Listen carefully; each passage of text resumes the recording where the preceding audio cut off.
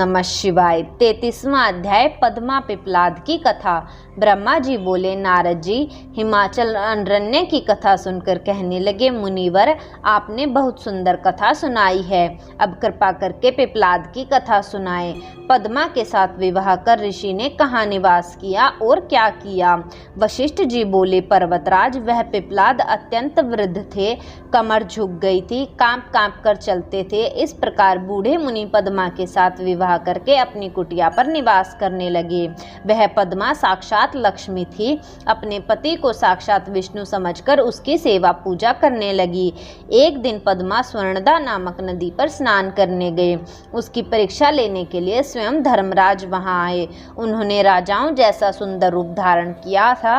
वस्त्र आभूषणों से शोभायमान नवयुवक कामदेव के समान लग रहे थे।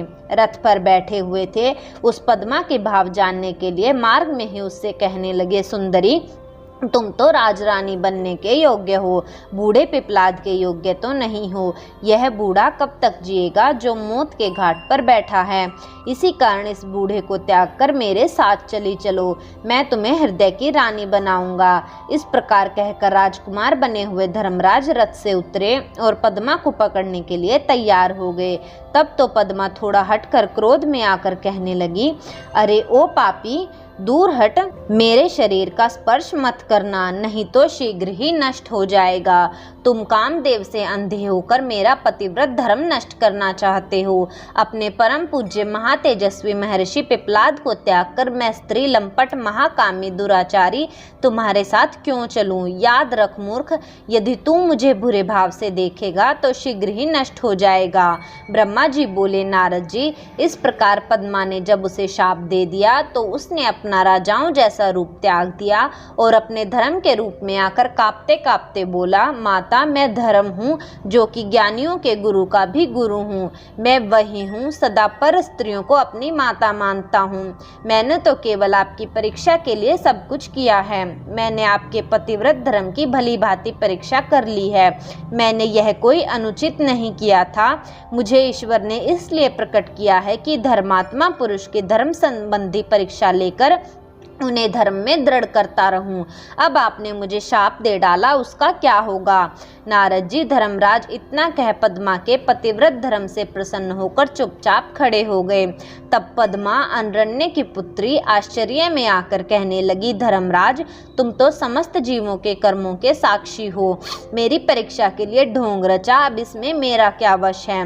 मैं आपको शाप तो दे चुकी हूँ, मेरा शाप अन्यथा तो नहीं हो सकता। अस्तु धर्म, तुम 4 पाद वाले हो। सतयुग में तुम्हारे 4 पाद रहेंगे, त्रेता में 3 पाद रहेंगे, द्वापर में 2 होंगे, कलयुग में 1 भी पाद न होगा। फिर सतयुग लगने पर 4 पाद पहले की तरह हो जाएंगे। नारद पतिव्रता के वचन सुनकर धर्म प्रसन्न होकर बोला, पतिव्रता पद्मा, तुम धन्य हो। तुम अपने पति के चरणों में सदा प्रेम करोगी। तुम्हारा पति जवानी को प्राप्त हो जाएगा, उसकी जवानी स्थिर रहेगी। मार्कंडे के समान बड़ी आयु वाला, कुबेर के समान धनी, इंद्र जैसा वैभववान सुंदर स्वरूप वाला धर्मात्मा रतिशर होगा। अपने पति द्वारा 10 पुत्र होंगे, वे भी गुणवान तथा दीर्घायु होंगे।